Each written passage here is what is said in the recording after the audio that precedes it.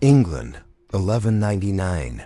The bells of Westminster's churches tolled, heralding the coronation of a new king.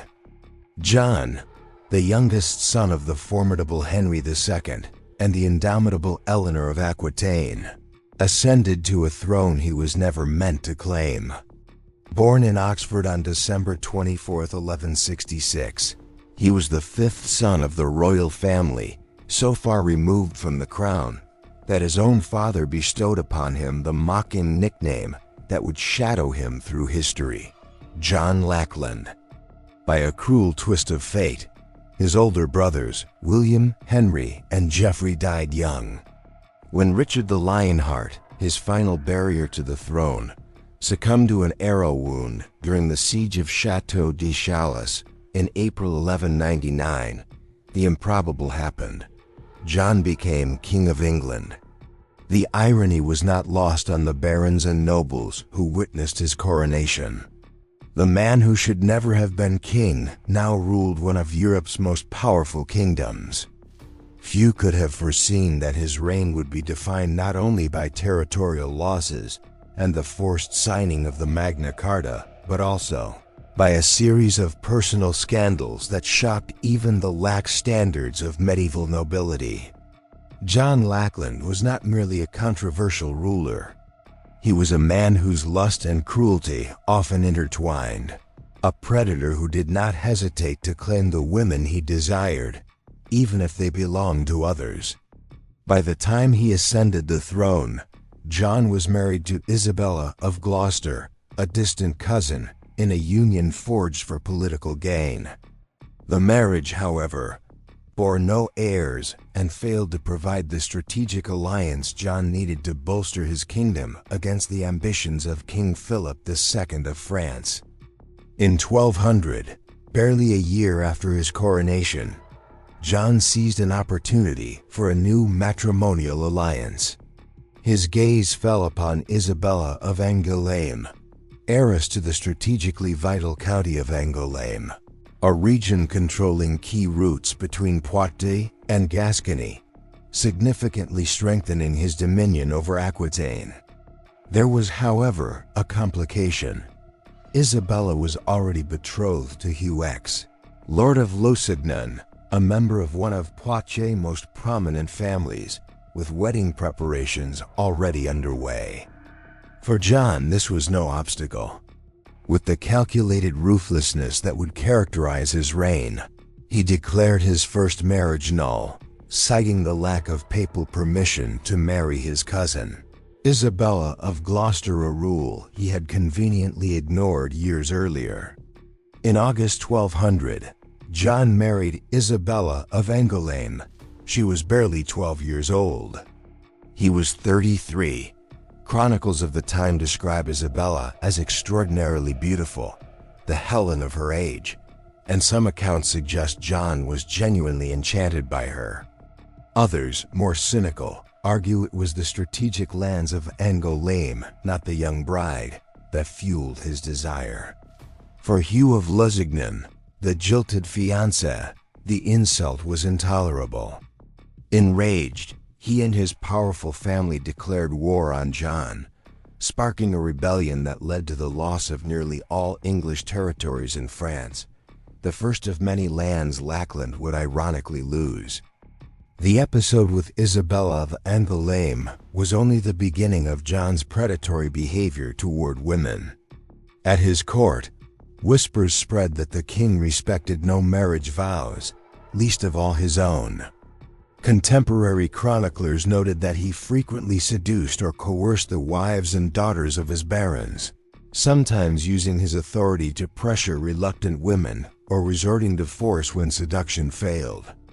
Roger of Wendover, a monk and chronicler of the time, wrote that John dishonored through adultery and fornication the daughters and relatives of his earls and barons whenever it pleased him, adding that he was more a tyrant than a king, more a destroyer than a ruler.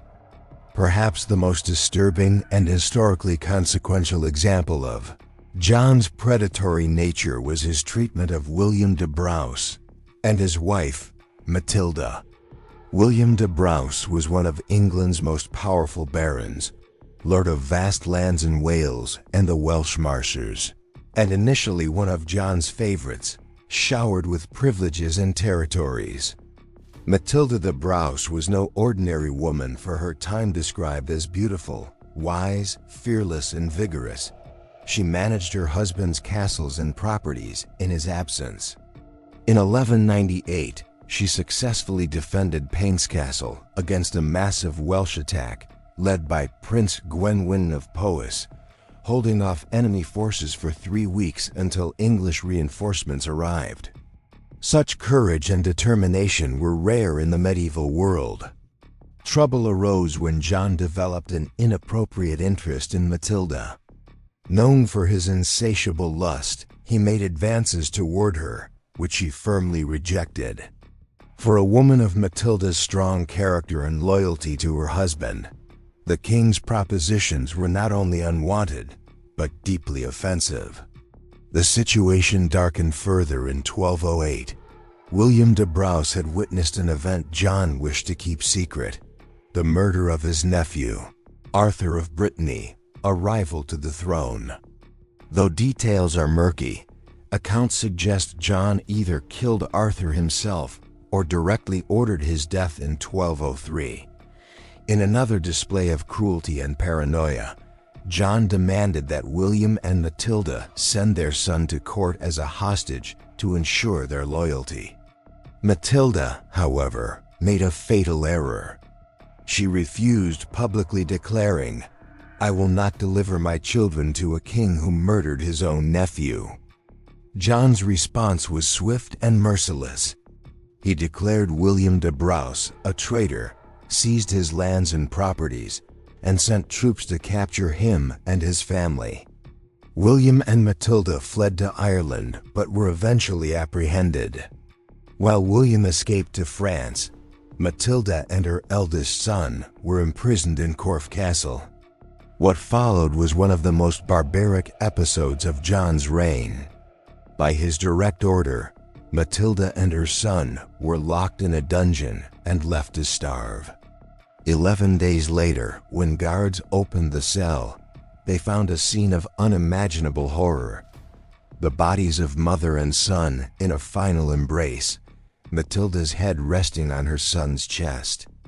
More chillingly, the son's face bore bite marks, suggesting that, in her desperation, Matilda had tried to sustain them by any means possible.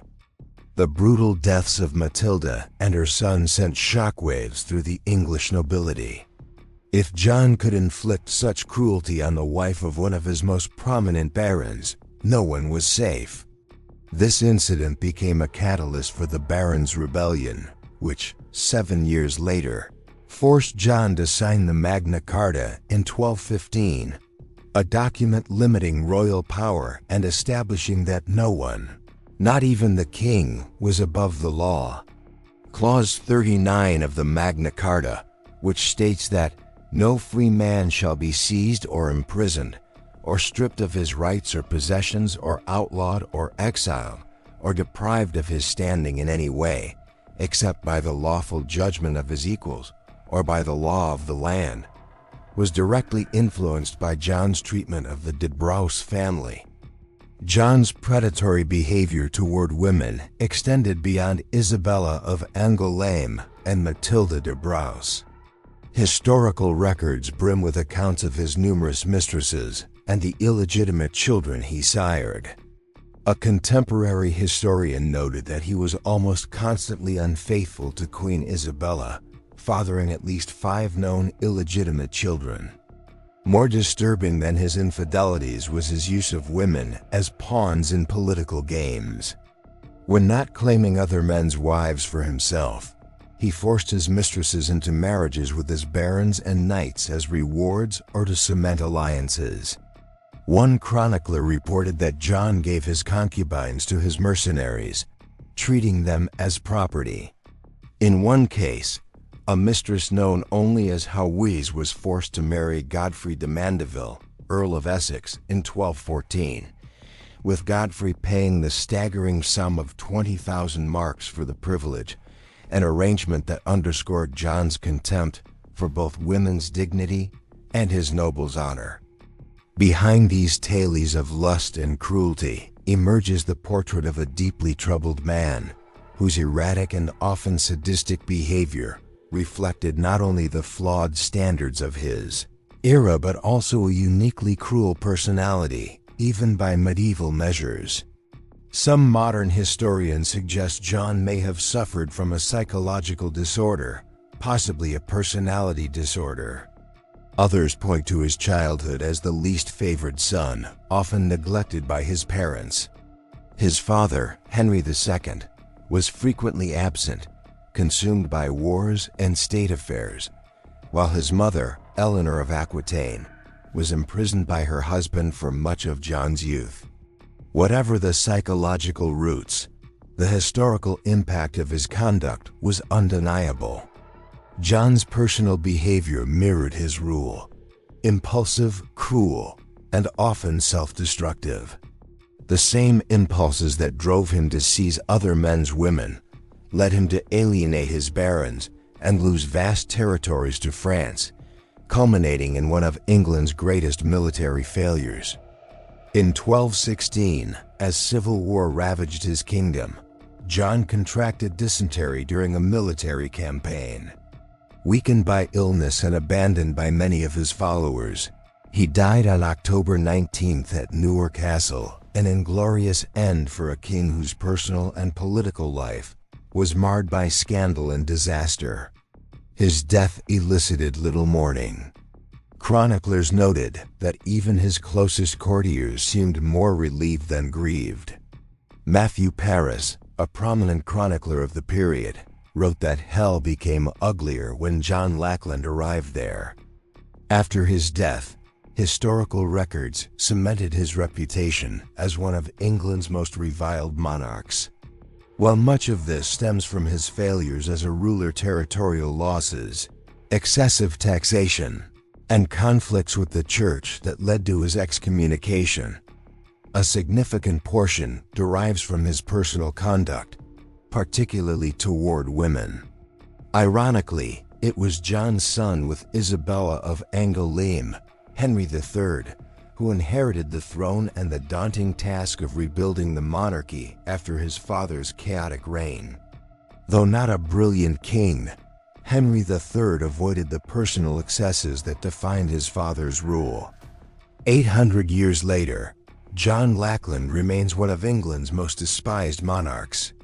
His legacy is that of a king who not only lost lands and political power, but whose personal conduct plumbed the darkest depths of human nature. A king who stole women as he stole lands and riches, driven by an insatiable greed that ultimately consumed him. The story of John Lackland serves as a grim reminder of how absolute power can corrupt absolutely, and how private abuses often mirror and amplify public ones. A man who treated women as property could hardly treat his subjects with greater respect.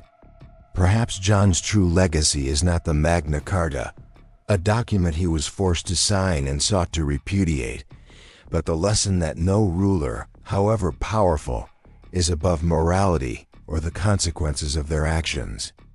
John Lackland, the king who stole other men's women, lost everything he valued most: power, respect, and ultimately, his kingdom. Picture this. You're walking down Dorset Street in London's Whitechapel district on a fog-thick evening in 1888. Gas lamps flicker weakly through the yellow haze, casting dancing shadows on crumbling brick walls. Your boots squelch through mud mixed with things you don't want to identify. From a narrow alleyway comes the sound of a woman's desperate sobbing, cut short by a man's harsh voice barking orders. A door slams, silence returns, save for the distant clatter of horse hooves on cobblestone and the ever-present drip of condensation from rusted iron pipes above. You pause, instinctively knowing you've stumbled into one of London's most notorious rookeries, a maze of overcrowded tenements, gin shops, and establishments that decent Victorian society pretended didn't exist. Through a grimy window, you catch a glimpse of red velvet curtains, a woman's pale face pressed against the glass for just a moment before disappearing back into shadows. The acrid smell of coal smoke mingles with something else, desperation, perhaps, or simply human misery concentrated into these few square blocks where survival trumped morality every single night.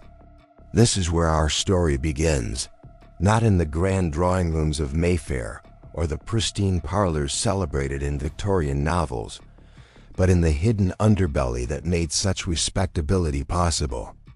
Before diving into these forgotten stories of survival and suffering, if you enjoy learning about the hidden truths of history, consider hitting that like button and subscribing for more content like this. Please comment below to let me know where you're listening from. I find it incredible that we're exploring these ancient stories together, from different parts of the world, connected across time and space by our shared curiosity about the past. Mary Kelly's tragic descent. Mary Kelly had been beautiful once. At 25, traces of her former loveliness still flickered across her face when she smiled, which happened rarely in the autumn of 1888. Born in Ireland, she arrived in London with dreams common to thousands of young women: domestic service in a respectable household, perhaps marriage to a tradesman, children, a small but clean home. Instead, she found herself trapped in a single room at 13 Miller's Court, earning her living in ways that would have horrified the girl who'd stepped off the boat from County Limerick just a few years earlier. Mary's story wasn't unique.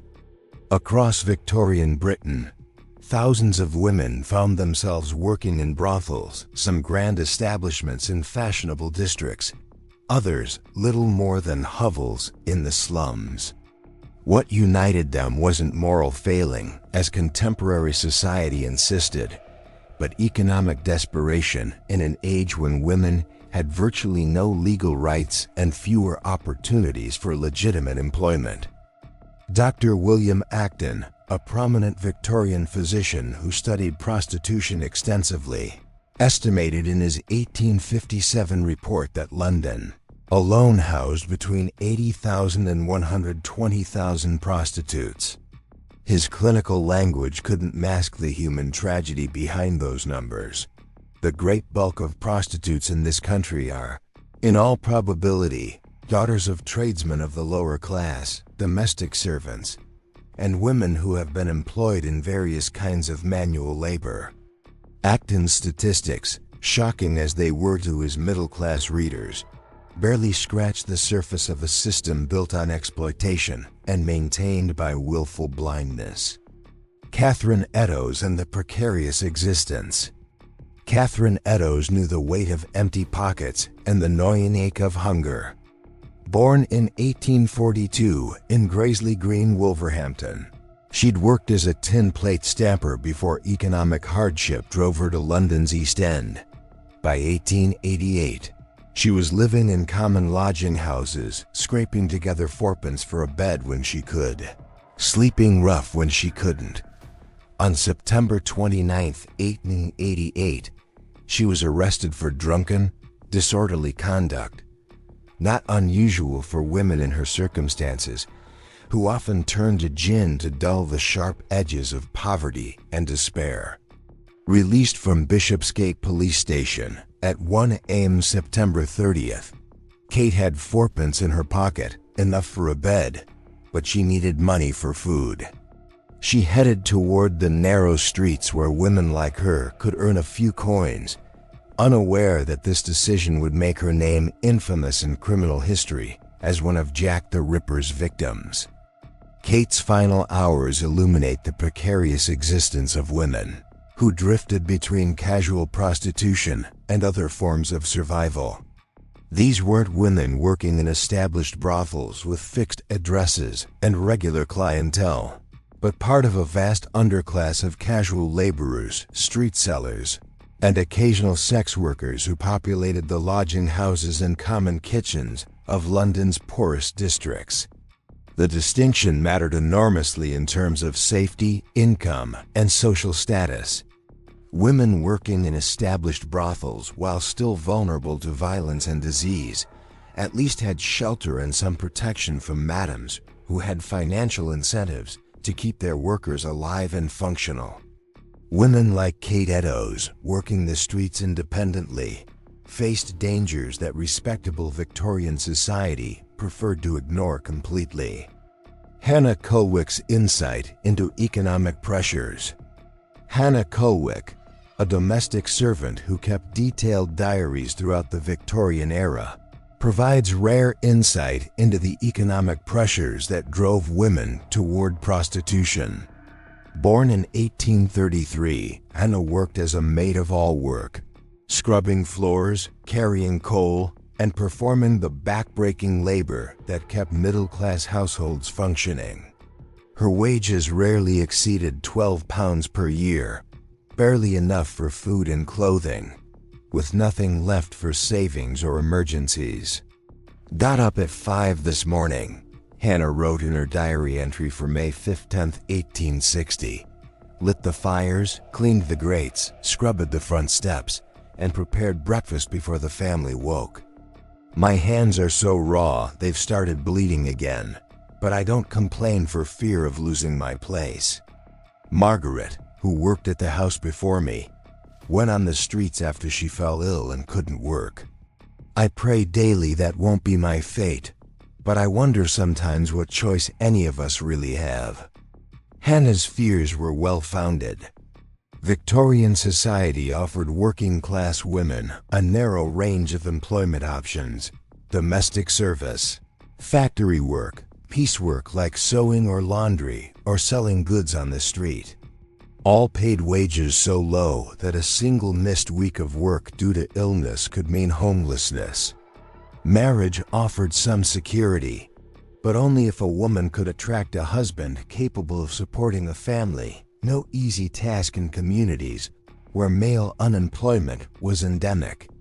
For women with children but no husband, the situation became nearly impossible. The 1834 Poor Law Amendment Act had abolished outdoor relief for able-bodied adults, meaning that single mothers faced a stark choice: enter the workhouse, where they would be separated from their children, or find some other means of survival. Many chose prostitution as the lesser of available evils.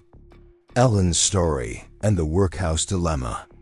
Sarah Wise, a social investigator who spent years documenting conditions in London slums, recorded the testimony of Ellen, a 28-year-old mother of 3.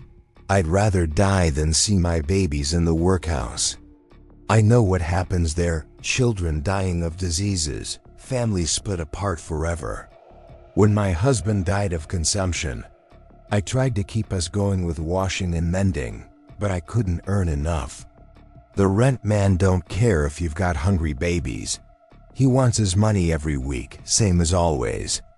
Ellen worked from a basement room in Seven Dials, one of London's most notorious rookeries. She charged 6pence for her services, roughly equivalent to what a skilled craftsman might earn an hour. On good nights, she might see 3 or 4 clients. On bad nights, none at all. The mathematics of survival in such circumstances left little room for moral luxury. Josephine Butler's crusade against exploitation.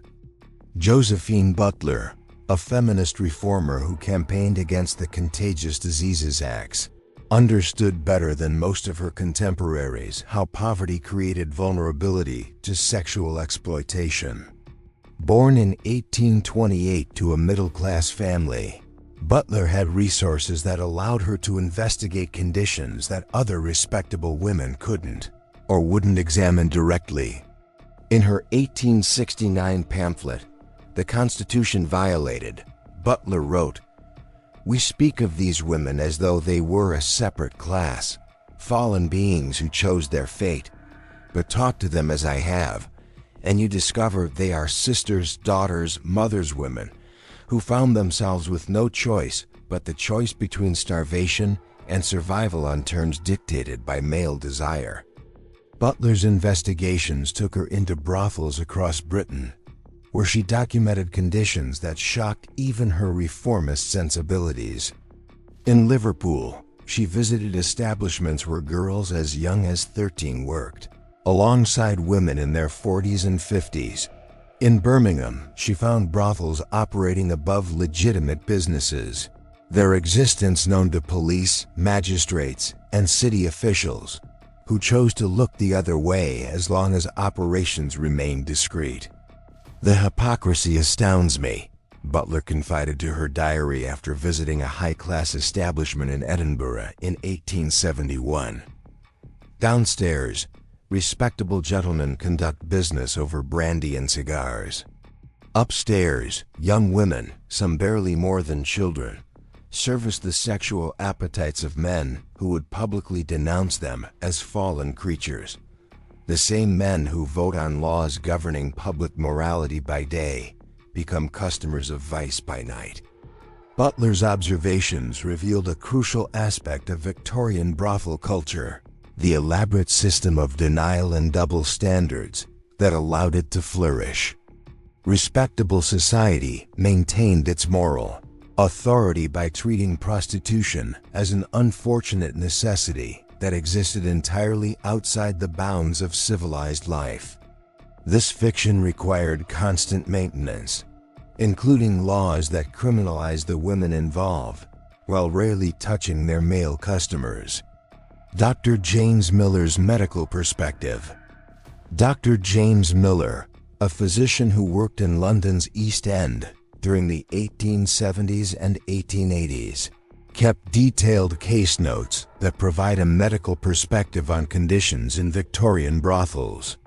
His patient records, preserved in the archives of the Royal London Hospital, document the physical toll of prostitution with clinical precision that's both invaluable and heartbreaking. Patient Agnes M., age 17, admitted March 14, 1882. Miller wrote, "Severe lacerations to genital area, consistent with violent assault." Patient states she works at establishment on Commercial Street, refuses to name perpetrator for fear of losing employment. This marks her fourth admission in 6 months. Malnutrition evident. Patient weighs approximately 6 stone despite average height.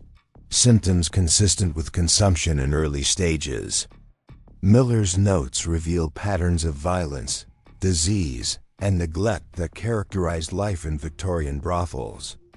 Venereal diseases spread rapidly in an era before antibiotics, leaving women with painful, often fatal infections. Violence from customers was common and rarely prosecuted. Malnutrition weakened immune systems already compromised by poor living conditions and constant stress. "The women who come to me are not the wicked creatures portrayed in moral tracts," Miller wrote to a colleague in 1884. "They are human beings ground down by circumstances beyond their control. I treat their injuries and diseases, but I cannot treat the poverty and desperation that brought them to my surgery in the first place."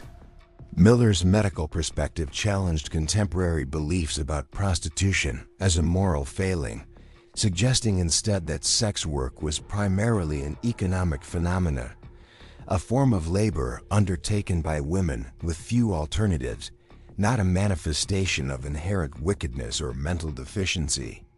Annie Chapman's struggle for survival. Annie Chapman understood the economics of survival better than most social reformers ever would.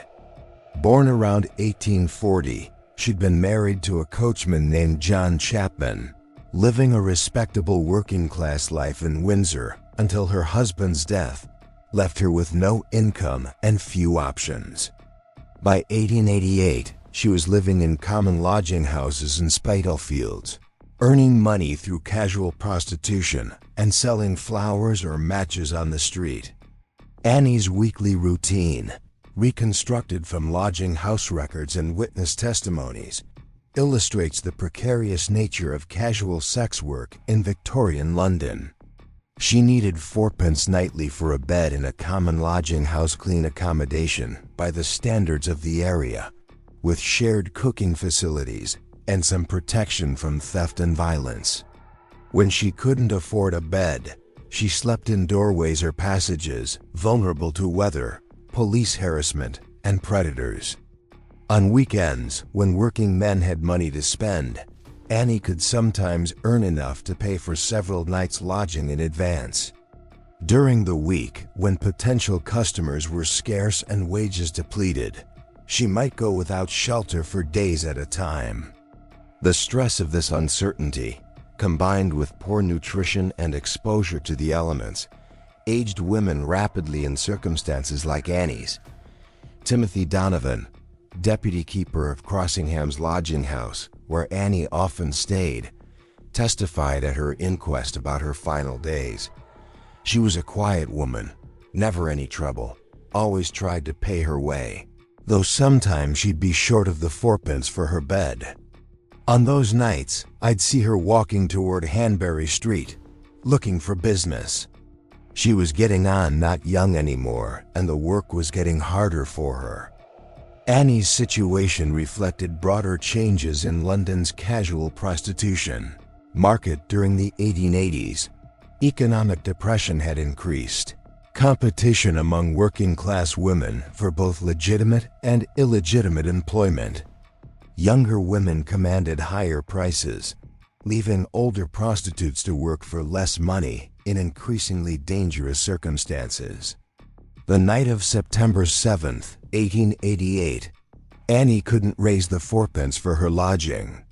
She'd been ill for weeks, suffering from what lodging house residents describe as consumption and chronic stomach problems that may have been symptoms of advanced syphilis. Timothy Donovan found her sitting in the kitchen of Crossingham's around 2 a.m., clearly unwell and without money for a bed. "I can't let you stay here without paying," Donovan told her.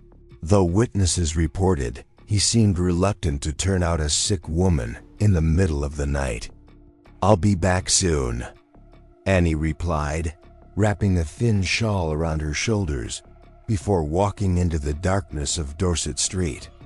She was found murdered 6 hours later in the backyard of 29 Hanbury Street, her body bearing evidence of the brutal violence that would make her the second confirmed victim of Jack the Ripper. Margaret Harkness and social structures. Annie's death, shocking as it was, represented just one tragic endpoint of circumstances that trapped thousands of Victorian women in cycles of poverty and exploitation. Margaret Harkness, a journalist and social investigator writing under the pseudonym John Law, spent months in 1887 living among the women of London's East End to document their experiences firsthand. Her book, In Darkest London, provides rare contemporary insight into the social structures that sustained prostitution in Victorian Britain. "The public believes these women choose their fate," Harkness wrote, "but choice implies alternatives, and what alternatives exist for a woman with no education, no family support, and no legal rights? The factory pays starvation wages for 14-hour days that destroy health and spirit. Domestic service means sexual vulnerability to male employers with no legal recourse for assault. Marriage to a working-class man offers the security of shared poverty if he lives and destitution when he dies." Harkness documented the informal networks that connected different levels of sex work in Victorian London. Women working in established brothels sometimes acted as recruiters, approaching desperate women in workhouses, lodging houses, and factory districts. The process wasn't always coercive in obvious ways. Often, it was simply a matter of offering solutions to immediate crises. "I met Lily in the workhouse," recalled Emma, a woman Harkness interviewed in 1887. "She'd been there before, knew how awful it was, families separated, husbands from wives, mothers from children. When I was about to go in with my baby, she told me there was another way. Said she knew a place where I could earn enough to rent a room, keep my daughter with me. I didn't know what kind of work she meant at first, and when I figured it out, it seemed better than losing my child forever. Emma's story illustrates how Victorian society's harsh treatment of unmarried mothers created vulnerabilities that brothel operators could exploit.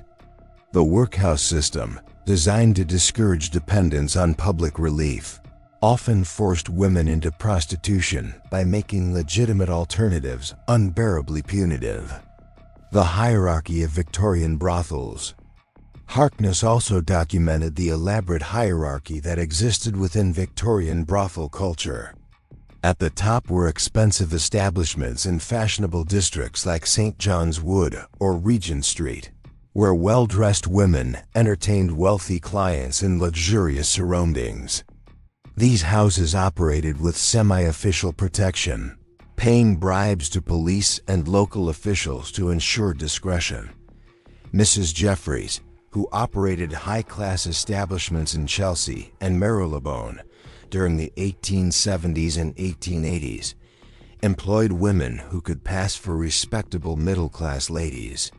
Her brothels featured elegant furnishings, excellent food and wine, and entertainment that might include piano music or theatrical performances. Clients paid premium prices for the illusion of seducing virtuous women, rather than purchasing commercial sex. But Mrs. Jeffries' establishments, while luxurious compared to street prostitution, still operated on fundamentally exploitative principles.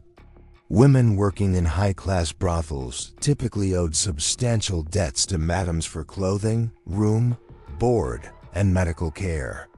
These debts, calculated at inflated rates, could take years to repay, while accruing interest that kept women in permanent bondage.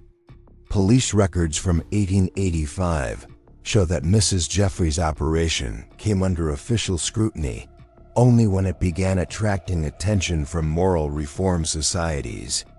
Inspector Frederick Aberline, who would later investigate the Jack the Ripper murders, led raids on several of her properties, but found little evidence of obvious criminality. The women appeared well-dressed and healthy, claimed to be there voluntarily, and refused to testify against their employer. Aberline wrote in his official report, "The difficulty lies in distinguishing between voluntary and involuntary participation. When the alternatives facing these women are so limited, they may choose to remain in these establishments, but their choices are constrained by circumstances that leave them few options for legitimate employment at comparable income levels." Aberline's analysis touched on fundamental questions about consent and coercion in Victorian prostitution. Even in relatively comfortable establishments like Mrs. Jeffries, women's apparent cooperation might reflect a calculated assessment of available alternatives rather than genuine freedom of choice. Alice Mitchell's diary and psychological coping. Alice Mitchell, who worked in a mid-tier brothel in Pimlico during the 1880s, left one of the few first-hand accounts of daily life in such establishments. Her diary, discovered among her effects after her death in 1894, provides intimate details of the psychological strategies women used to cope with their circumstances. Rose, new girl today, Alice wrote on October 12, 1883. Hardly more than a child, maybe 16 at most. Says her family died of fever. Been on streets for weeks. Mrs. Henderson took her in, gave her a bath and proper dress. Girl thinks she's been saved. Doesn't understand yet what's expected. I remember feeling grateful too at first. Seems like rescue when you're hungry and desperate. Alice's observations reveal how brothel operators recruited vulnerable women through apparent acts of charity. New arrivals often experience their first weeks as salvation from immediate crises, making it psychologically difficult to recognize exploitation when it became apparent. We tell ourselves stories to make it bearable, Alice continued in a later entry.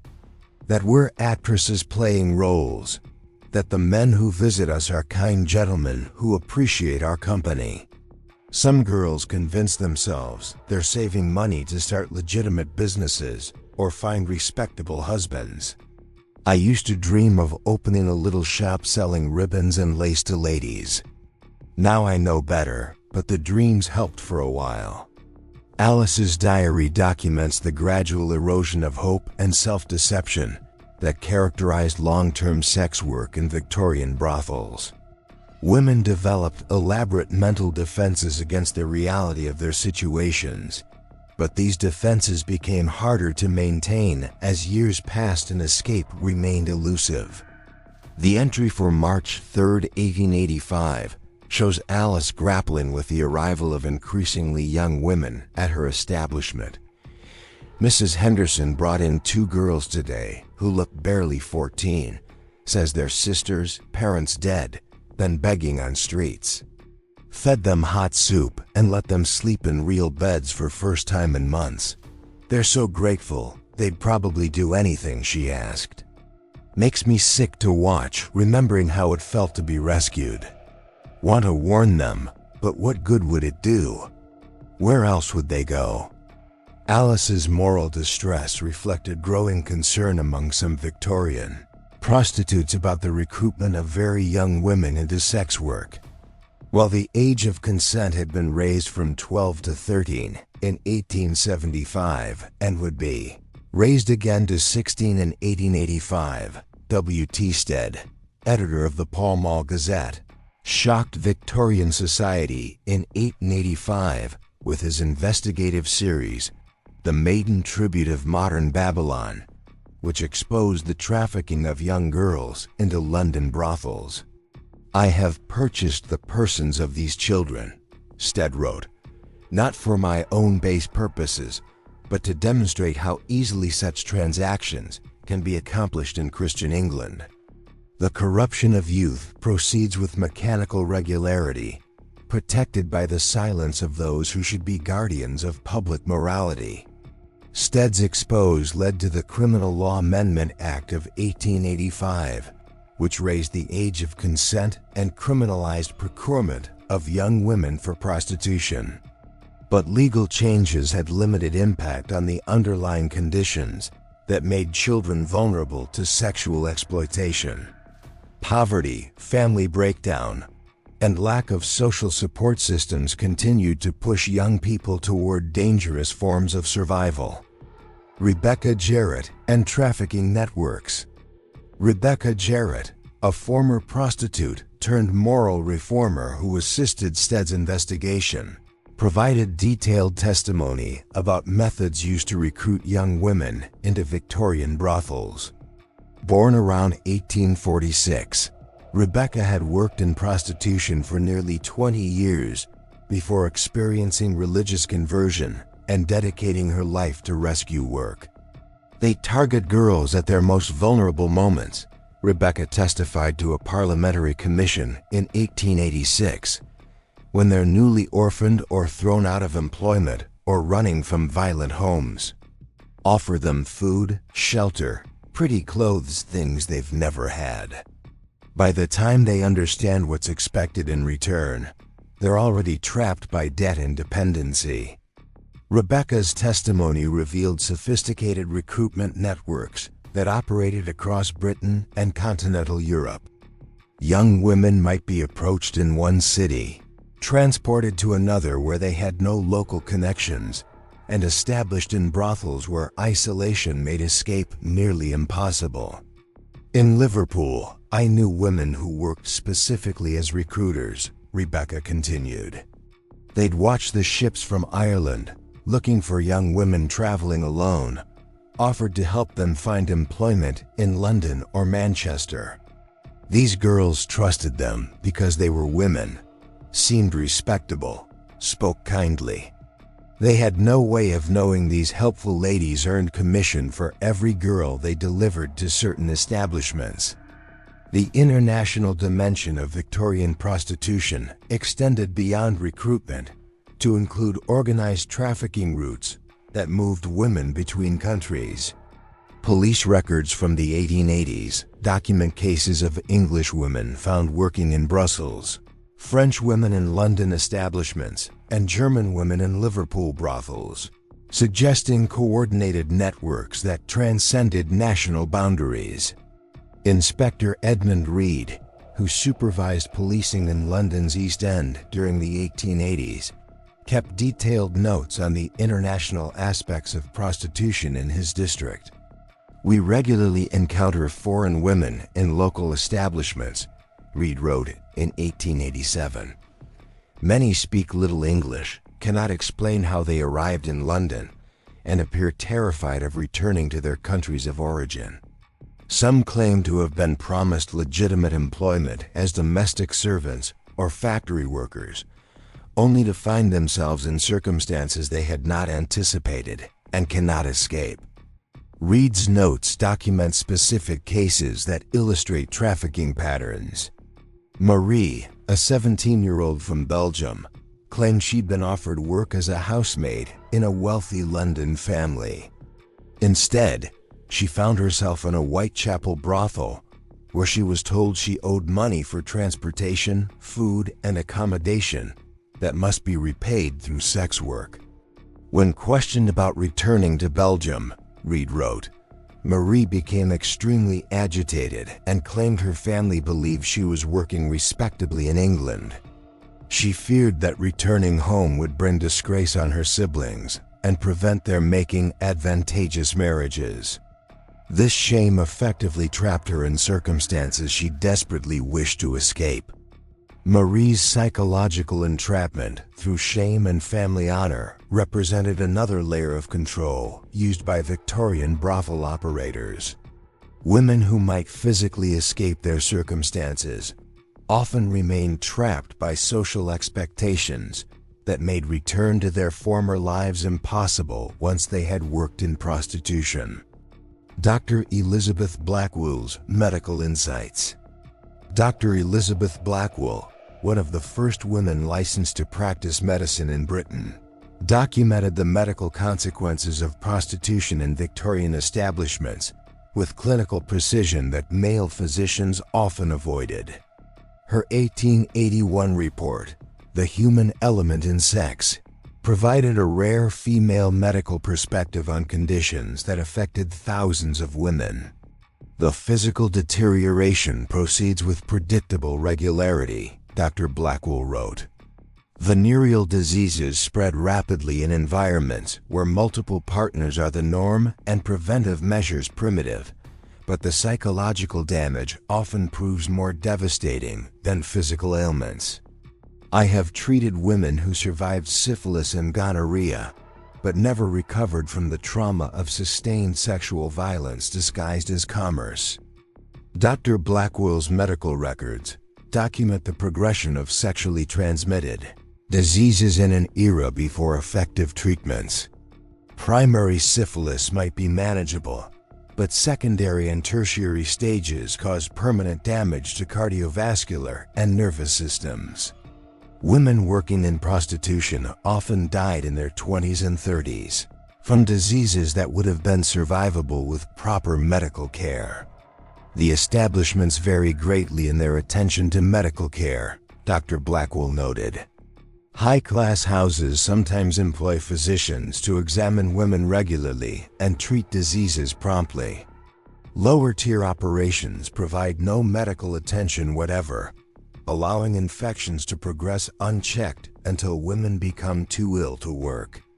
These women are then typically expelled from the premises to die in workhouse infirmaries or on the streets.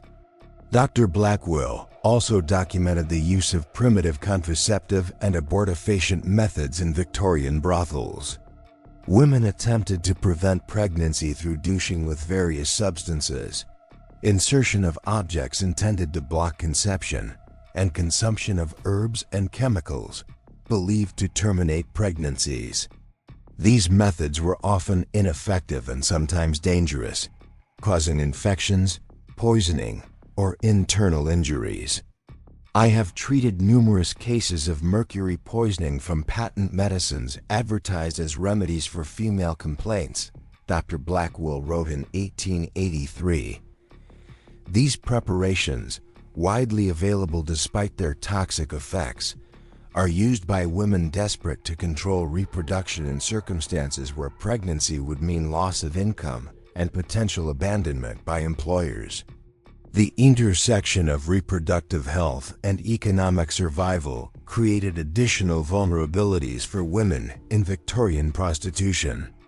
Pregnancy typically meant temporary or permanent loss of employment, with few resources available for supporting children born under such circumstances. Louisa Twining and the Challenges of Reform. Louisa Twining, a philanthropist who established refuge homes for women leaving prostitution, documented the challenges facing women who attempted to escape sex work. Her organization, founded in 1858, provided temporary shelter and basic job training for women seeking legitimate employment. The difficulties they face are enormous, Twining wrote in her 1879 annual report. Respectable employers will not hire women with histories of prostitution, regardless of their current circumstances or desires for reform. Many possess no skills beyond those learned in their former trade. Most heartbreaking of all, they often cannot return to their families, who view them as permanently disgraced. Twining's Refuge House records provide insight into the long-term consequences of involvement in Victorian prostitution. Women who successfully left sex work often remained permanently marginalized, able to find only the lowest paid and most precarious forms of employment.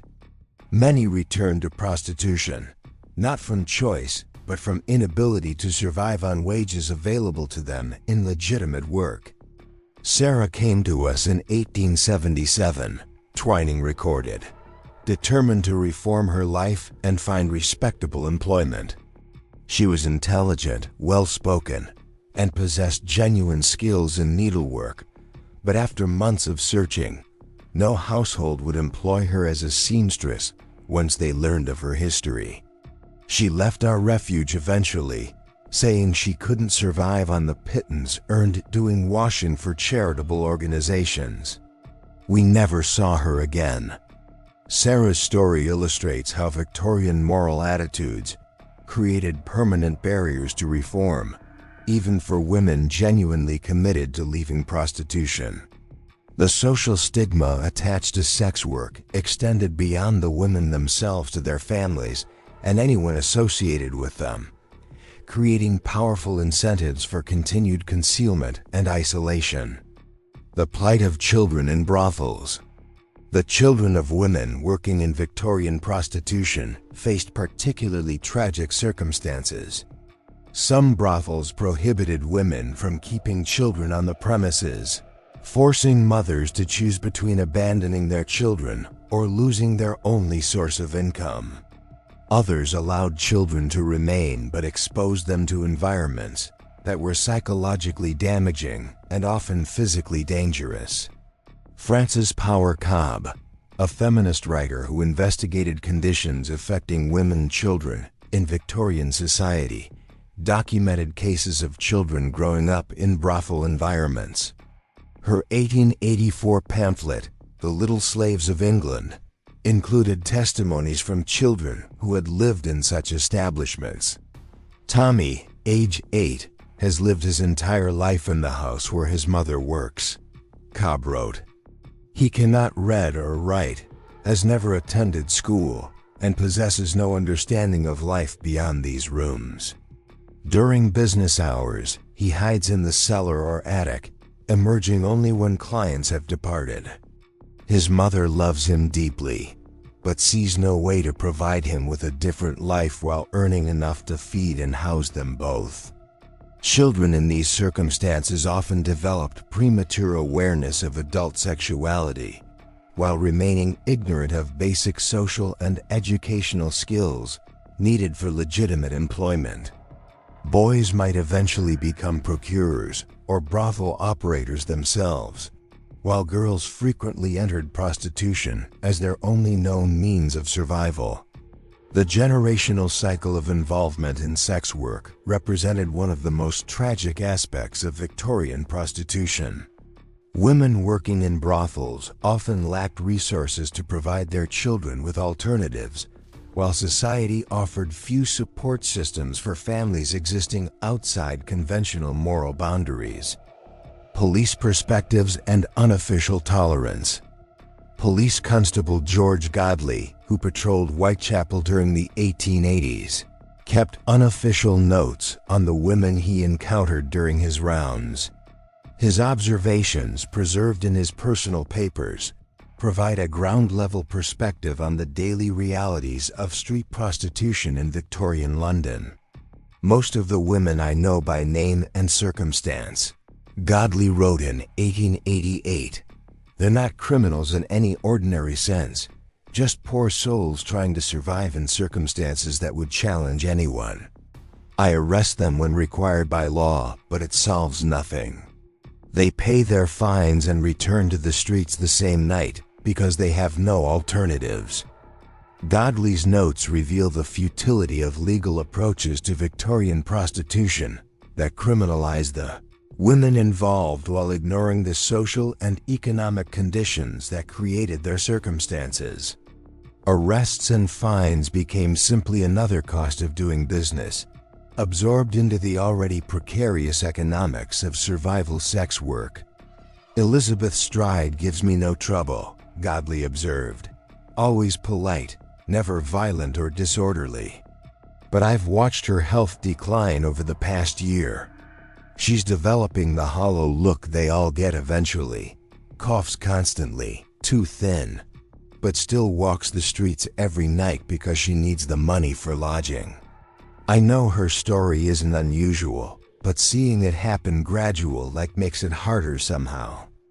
Godley's personal connection to Elizabeth Stride, who became another victim of Jack the Ripper in September 1888, illustrates how individual police officers often developed sympathetic understanding of women they were officially required to treat as criminals. This created internal conflicts between professional duty and human compassion that characterized law enforcement's relationship with prostitution throughout the Victorian era. The night of September 30th, 1888. The night of September 30th, 1888, brought particular tragedy to London's East End when two women, Elizabeth Stride and Catherine Eddowes, were murdered within an hour of each other, both killed while engaged in survival sex work that had become their only means of avoiding destitution. Their deaths crystallized public attention on conditions that had existed for decades but remained largely invisible to respectable society. Elizabeth had been born in Sweden in 1843, immigrating to London where she worked as a domestic servant before circumstances led her to occasional prostitution. Catherine, as we've seen, had worked as a tin plate stamper before economic hardship drove her to similar expedients. Both women were past their prime by sex work standards, competing for customers with younger women in an oversaturated market. Their murders shocked Victorian society, not because such violence was unusual. Women in their circumstances faced danger constantly, but because the theatrical brutality of their deaths forced public acknowledgement of lives that polite society preferred to ignore.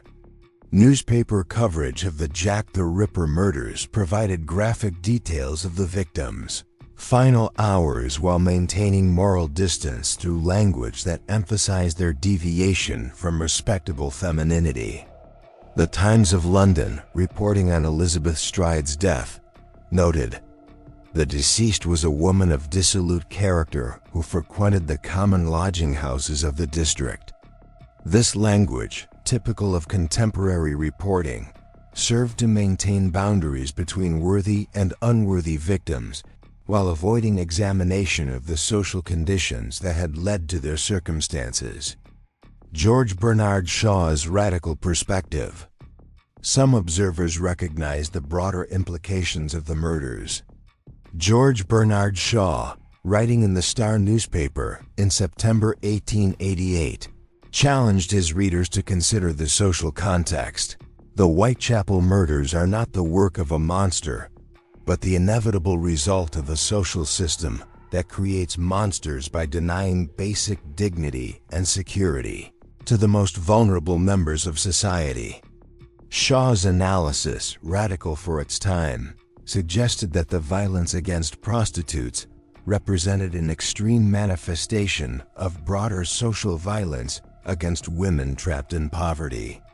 This perspective challenged comfortable assumptions about individual moral responsibility by examining structural conditions that created vulnerability to exploitation and harm. Police and community dynamics. The Whitechapel murders also revealed the extent to which police and local authorities had developed informal accommodation with prostitution in working-class districts. Officers like George Godley knew the women on their beats by name, understood their circumstances, and generally intervened only when required to maintain public order or investigate serious crimes.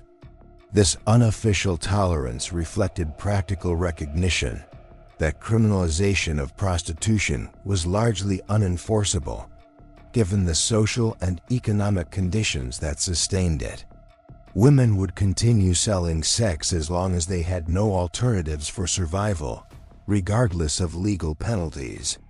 Law enforcement resources were better devoted to maintaining basic public safety than attempting to eliminate behaviors that stemmed from circumstances beyond individual control. Dr. Thomas Bond's medical evidence. Dr. Thomas Bond, the police surgeon who examined the bodies of Jack the Ripper's victims, provided clinical documentation of the violence that characterized the dangerous end of Victorian sex work.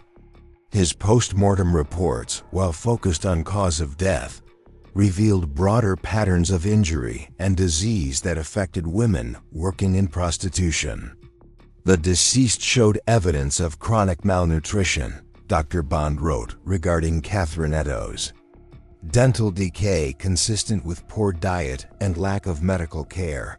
Scarring on hands and arms suggests previous violent encounters. Overall physical condition indicates prolonged exposure to harsh living conditions and inadequate nutrition.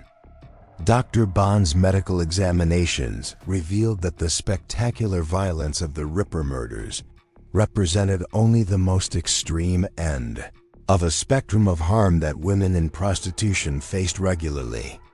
Malnutrition, disease, exposure to weather, and violence from customers created cumulative damage that shortened lives, even when individual incidents weren't immediately fatal. Arthur Morrison's journalism. The autumn of 1888 marked a turning point in public awareness of conditions affecting women in Victorian prostitution. The murder investigations brought unprecedented attention to districts like Whitechapel, where journalists and social investigators documented living conditions that shocked middle-class readers. Arthur Morrison, a journalist who spent months investigating conditions in London's East End, published his findings in Tailies of Mean Streets. His descriptions of Whitechapel revealed a world that existed parallel to respectable Victorian society, but remained largely hidden from public view. "The streets are narrow and crooked," Morrison wrote, "lined with houses that seem to lean against each other for support. In the doorways and passages, women wait for customers who may never come. They range in age from girls who should be in school to grandmothers old enough to remember better times.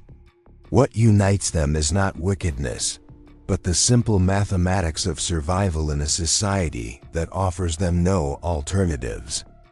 Morrison's journalism captured the grinding poverty that sustained prostitution in Victorian London, while challenging readers to consider their own complicity in systems that created such desperation.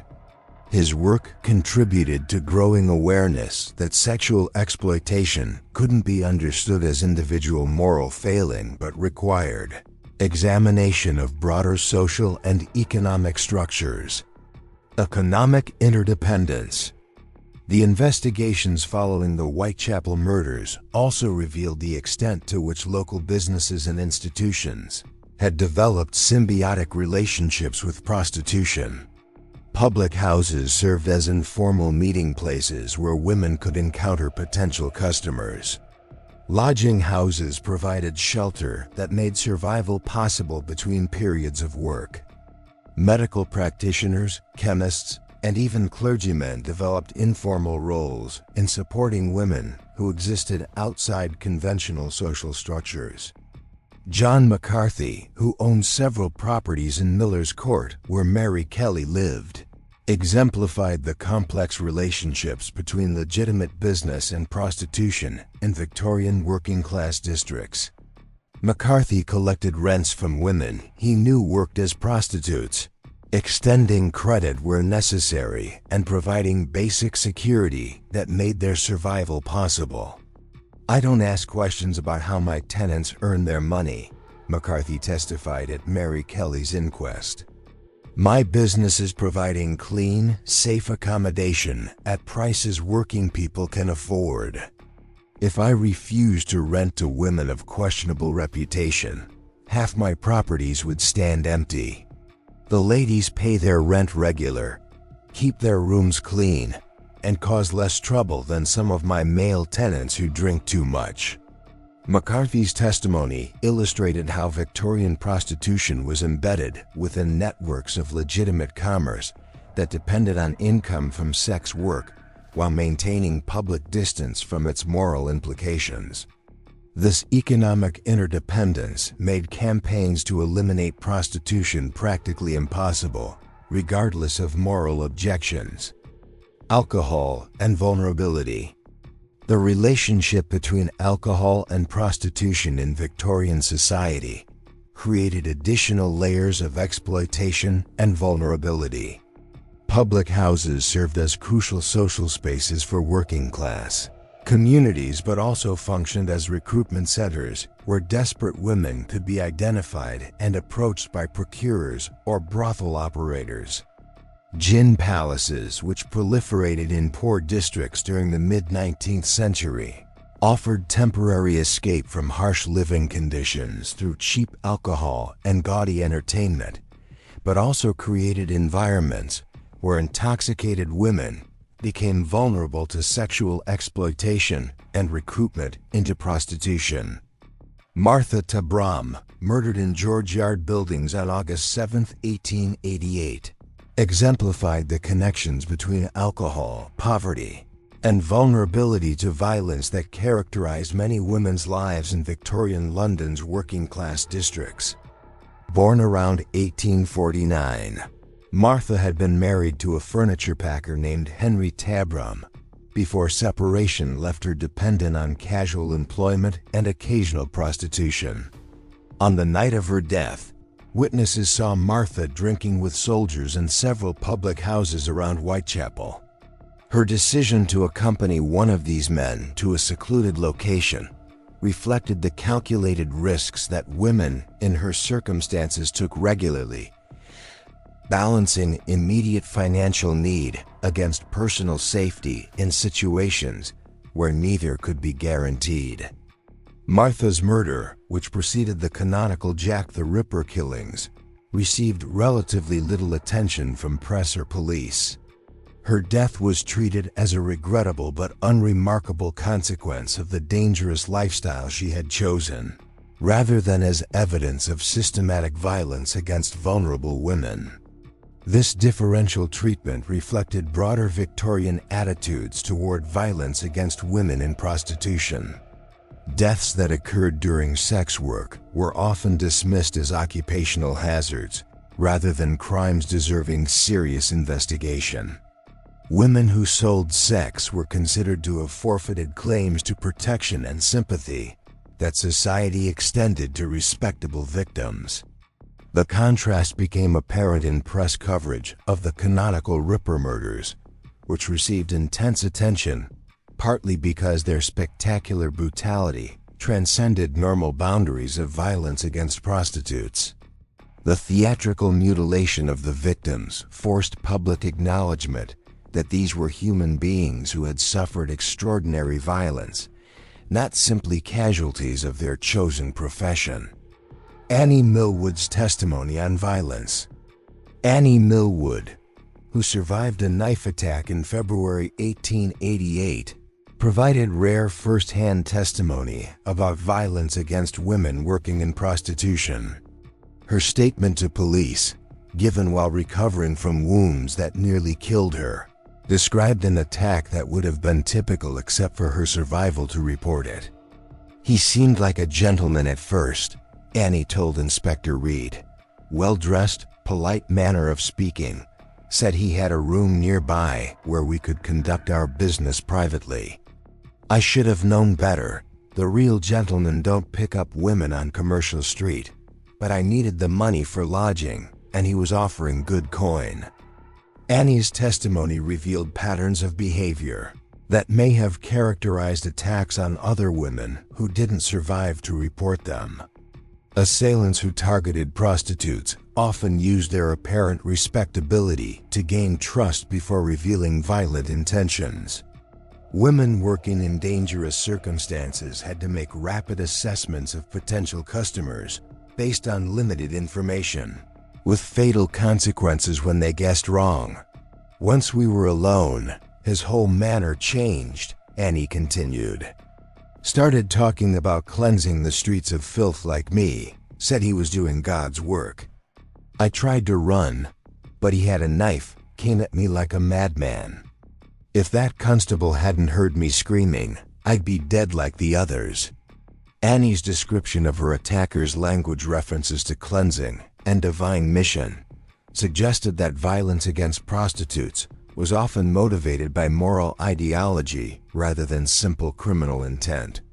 Men who attacked women in prostitution frequently justified their actions through religious or social reform rhetoric that portrayed violence as purification rather than crime.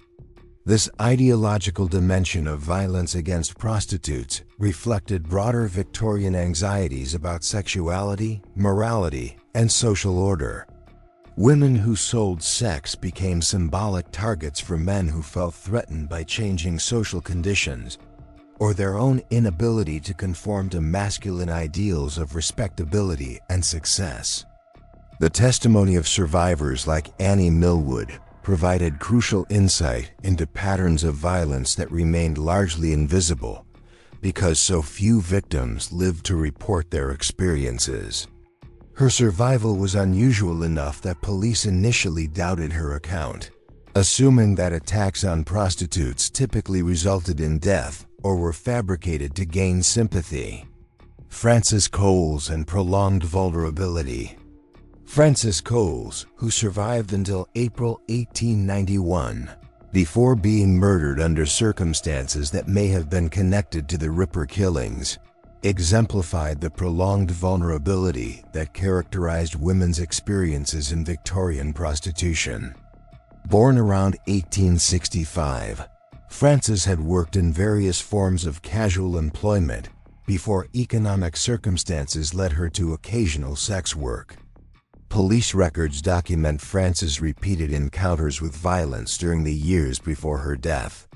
She was treated for injuries on at least 6 occasions between 1888 and 1891, usually claiming she had fallen or been injured in an accident, rather than admitting to assaults that might reflect poorly on her reputation or endanger her attackers. Frances was afraid to name the men who hurt her, testified Ellen, a woman who knew Frances from the lodging houses. Said it would only make things worse if she caused trouble for customers. Better to take the beating and hope for gentler treatment next time. We all understood that reasoning complaining about violence just made you seem like trouble, and troublesome women don't get customers. Ellen's testimony revealed how economic dependence on potentially violent customers created powerful incentives for women to accept abuse rather than report it. Complaining about violence could result in loss of income that meant the difference between shelter and homelessness, making silent endurance seem like the rational choice even when injuries were severe.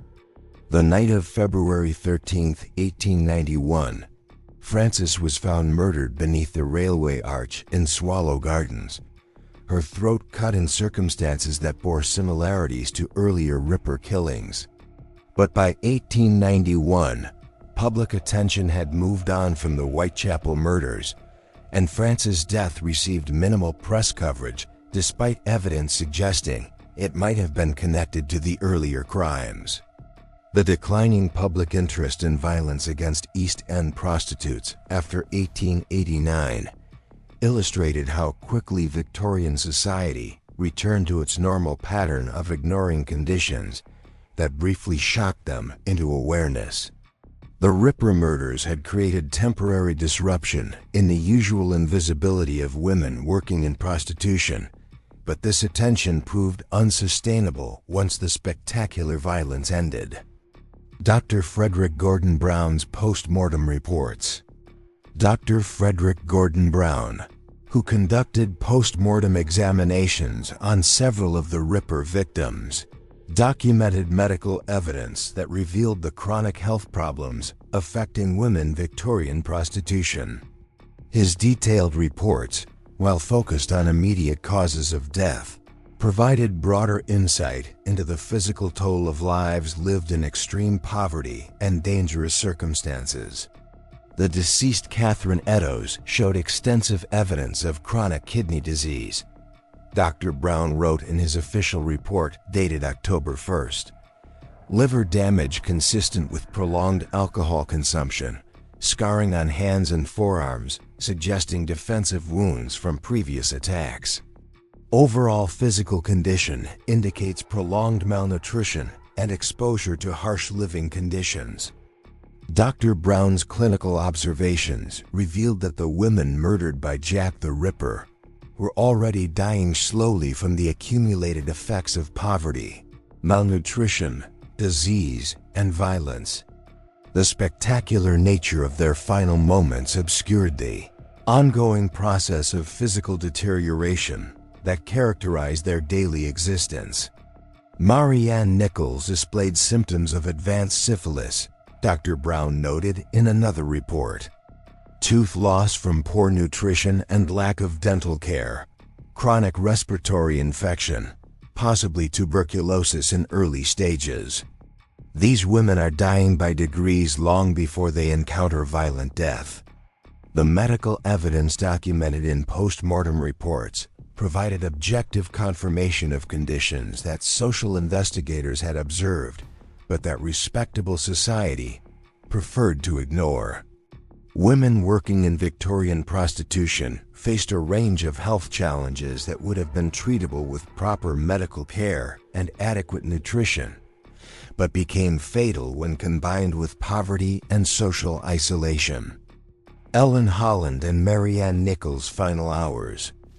Ellen Holland, the last person known to have spoken with Marianne Nichols before her murder, provided testimony that revealed the daily struggle for survival that characterized life for women in her circumstances. Ellen had known Marianne at Wilmot's lodging house, where both women stayed when they could afford the 4-pence nightly fee. "She was drunk when I saw her that night," Ellen testified at the inquest. Said she'd had her lodging money 3 times that day, but spent it on gin instead of paying for a bed. "I told her to come back with me to Wilmot's, said I'd try to convince them to let her stay without paying, but she laughed and said she'd soon get her DOS money, pointed to her bonnet, and said it was new and she'd have no trouble finding a customer." Ellen's testimony revealed the immediate economic calculations that governed daily survival for women in Marianne's circumstances. The choice between spending money on alcohol for temporary relief from harsh conditions or saving it for shelter reflected the impossible trade-offs that desperate poverty imposed on women with few resources and fewer options. "I should have insisted she come with me," Ellen continued. "Should have paid her lodging myself, though I could barely afford my own. But you get tired of trying to save people who don't seem to want saving." Marianne had been drinking too much for months, taking more risks, not looking after herself proper. We all saw it happening, but what could we do? Ellen's sense of guilt and helplessness reflected the psychological toll on women who watched friends and acquaintances deteriorate under conditions they couldn't escape themselves. The solidarity that developed among women in similar circumstances was complicated by competition for scarce resources and the knowledge that anyone might be the next victim of violence or disease. Marianne's final hours, reconstructed from witness testimony and police investigation, illustrated the random nature of violence that made every encounter potentially fatal for women working in street prostitution. Her decision to reject Ellen's offer of help and continue searching for customers reflected not recklessness, but a rational assessment of her immediate options, given the resources available to her. The night of August 31st, 1888, Marianne needed fourpence for lodging and had no legitimate means of earning it before the lodging houses stopped admitting residents for the night. Her choice to continue working despite intoxication and obvious vulnerability represented the kind of calculated risk that women in her circumstances took regularly because the alternative, sleeping rough, carried different but equally serious dangers. The discovery of Marianne Nichols. Charles Cross, the carman who discovered Marianne's body in Bucks Row, testified that he initially mistook her for a drunk woman sleeping in the street. His assumption reflected how common it was to encounter intoxicated or ill women in the public spaces of working-class districts, making violent death difficult to distinguish from other forms of urban misery until examined closely.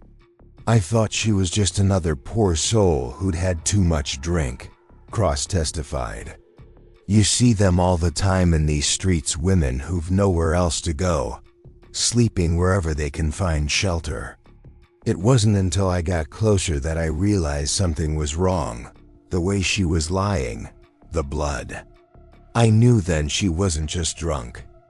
Cross's testimony revealed how violence against women in Victorian, working-class districts was normalized to the extent that murder victims could be mistaken for routine casualties of poverty and social neglect.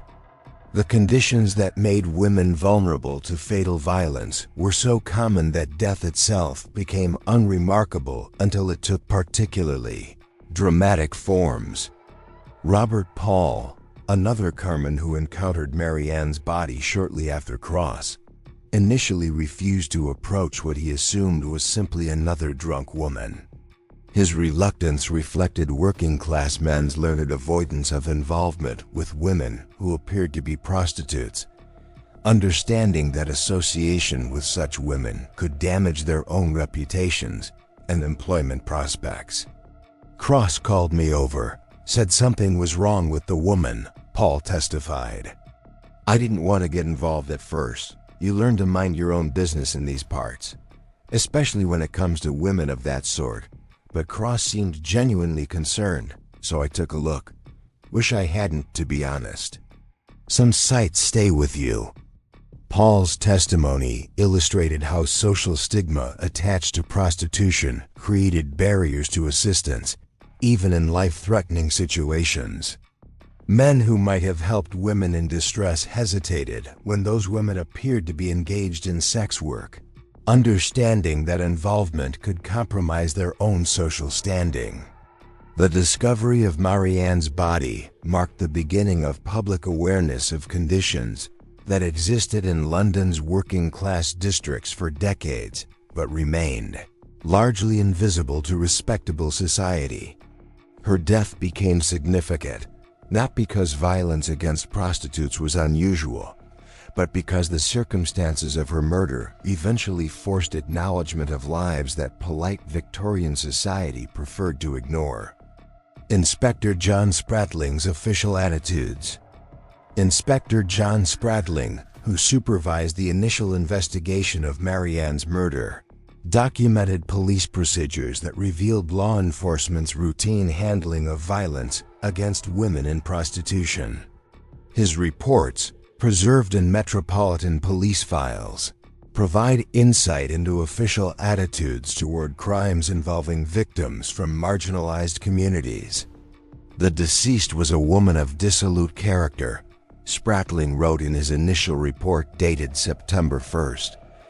Frequent inhabitant of common lodging houses in the Whitechapel district. No known relatives or persons of respectability to notify regarding her death. Investigation proceeding according to standard procedures for cases involving persons of her class.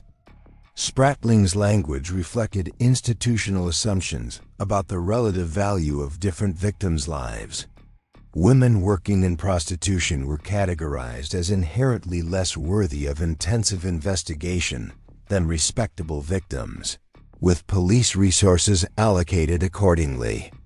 But the escalating pattern of murders in Whitechapel during autumn 1888 eventually forced more serious attention to crimes that might otherwise have been dismissed as unfortunate but predictable consequences of immoral lifestyle choices.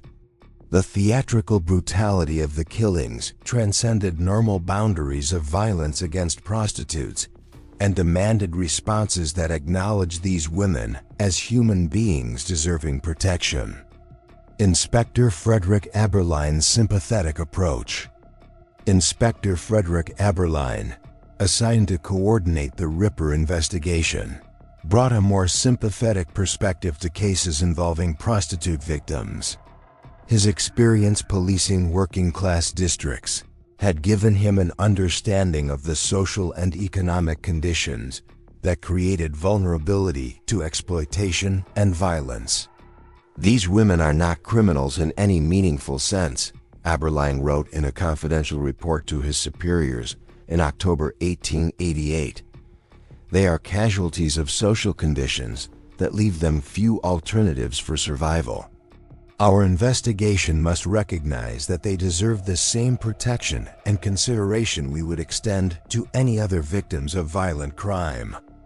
Aberline's perspective represented a minority opinion within Victorian law enforcement, but his approach to the Ripper investigation established precedents for treating crimes against prostitutes as serious matters, deserving professional attention rather than routine incidents of predictable violence. Collaboration with social reformers.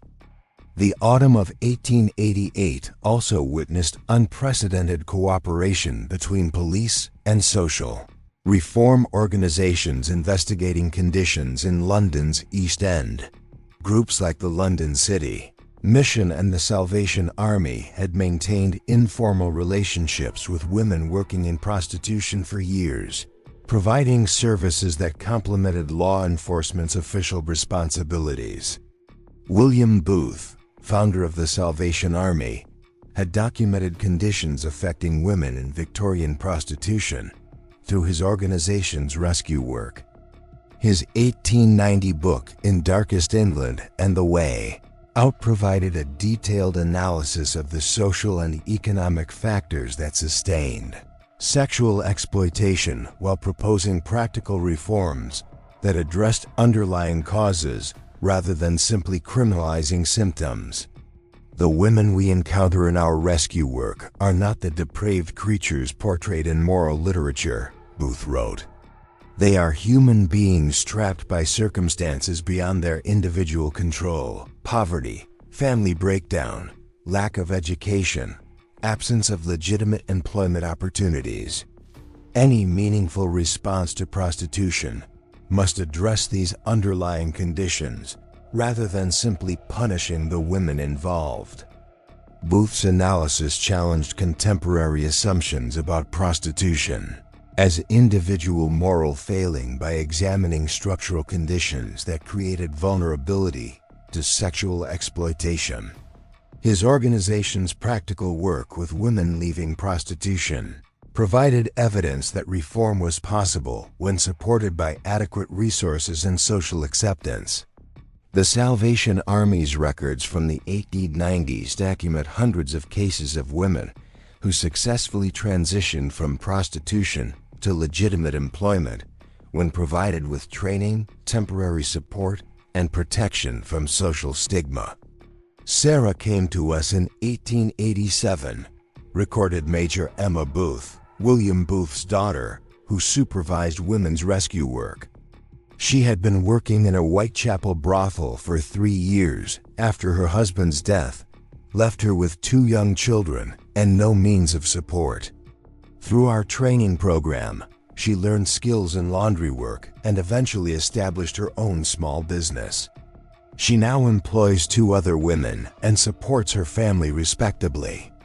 Sarah's story illustrated the potential for positive outcomes when women received practical assistance rather than moral condemnation.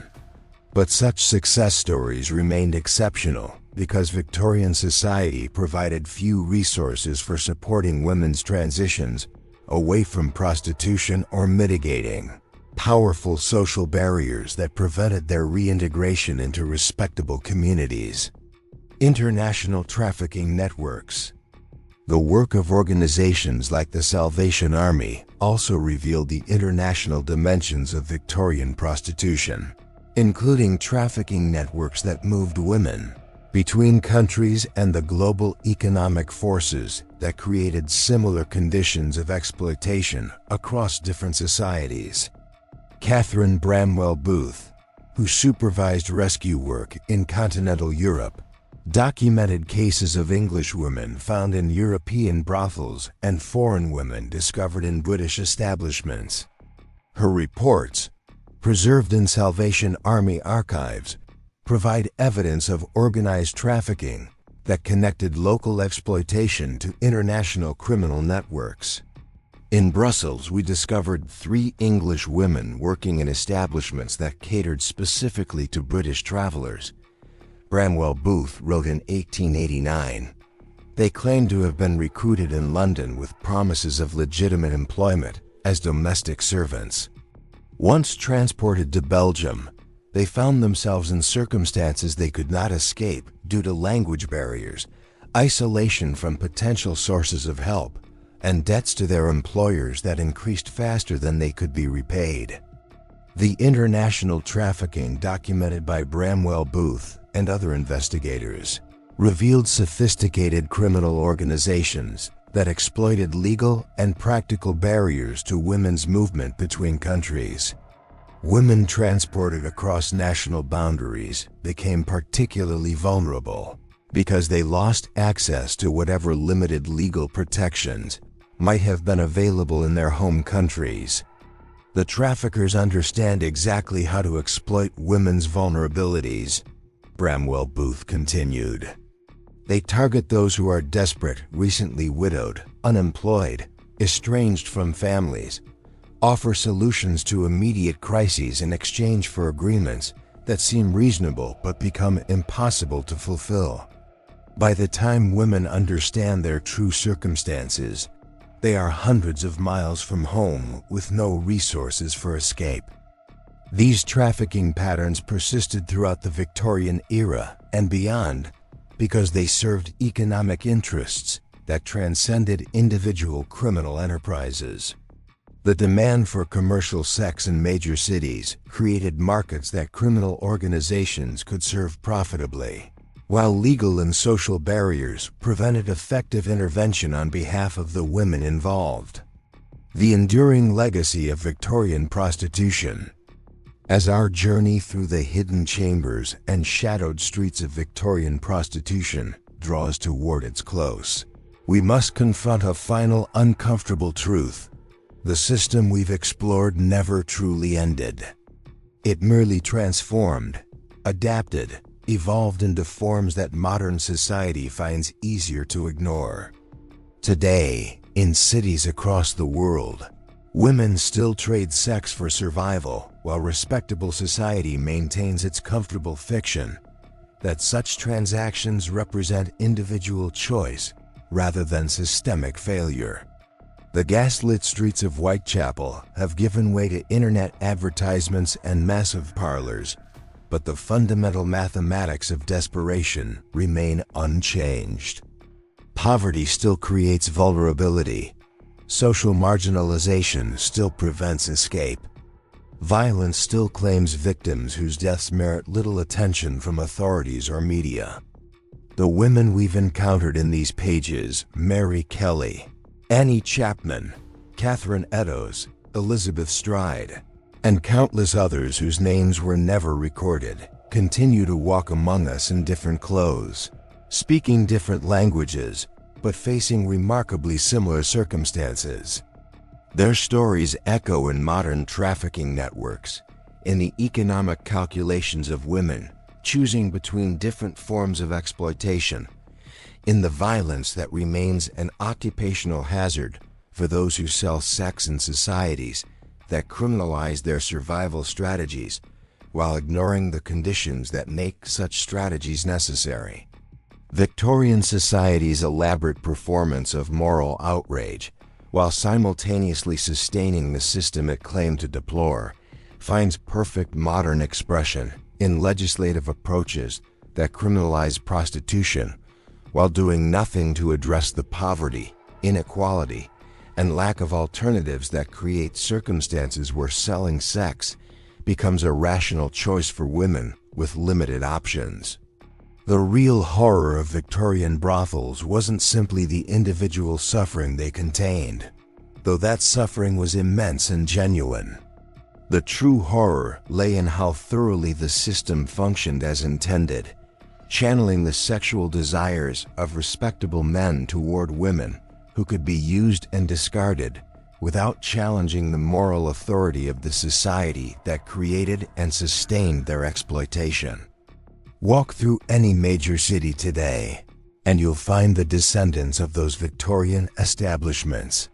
Massage parlors with neon signs, escort services advertising in weekly newspapers, internet platforms connecting buyers and sellers of commercial sex. The technologies have evolved, but the fundamental relationships remain unchanged: desperation on one side, desire on the other, with profit and exploitation bridging the gap between them. Picture yourself once more on that fog-shrouded evening in Whitechapel, 1888, but this time, as you listen to the sounds echoing from those shadowed doorways, the hushed negotiations, the creaking stairs, the muffled cries, remember that these sounds haven't truly stopped. They've simply moved to places where respectable society need not hear them, hidden behind different facades but sustained by the same ancient economics of survival that drove Mary Kelly to Miller's Court on that final November night when she opened her door to the darkness waiting outside.